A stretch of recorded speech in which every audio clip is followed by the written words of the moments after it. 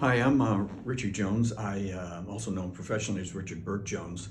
I just completed an oil painting which I entitled Along Water Street, Newburyport, in the 19th century and the age of sail.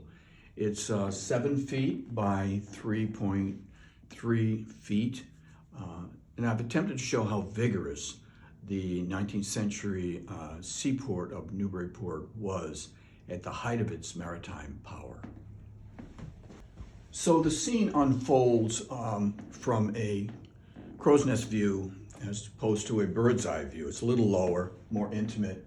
It really starts out with the busy waterfront and moves inward along the rutted streets, if you will, down here to daily life, to a lot of the activity with the shops, a lumber shop, faucets, plumbs.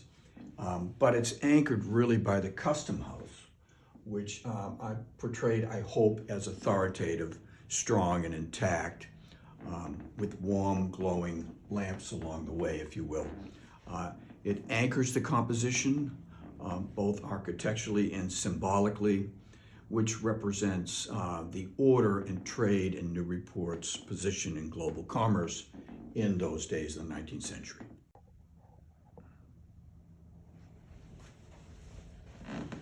So beyond it, there's the harbor, which is alive with movement, and tall-masted ships, which are crowding the wharfs, if you will. Their rigging is against the sky, beautiful rigging. And among them is the Dreadnought, which is a famous ship, emblematic, if you will, of American shipbuilding prowess. Surrounded by brigs and clippers, which are preparing for distant ports. Sails are furled, flags are waving in the breeze, small figures are moving along the docks with their horses and barrels and wagons and all their efforts to get the ships ready as they leave port or to unload when they're here.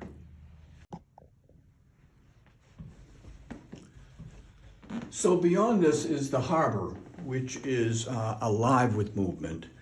Tall-masted ships, a lot of rigging. They're against the sky. Among them is the Dreadnought, which is a famous ship, emblematic of the American shipbuilding prowess back in the day.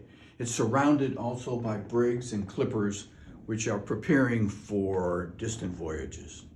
The sails are furled while they're in harbor.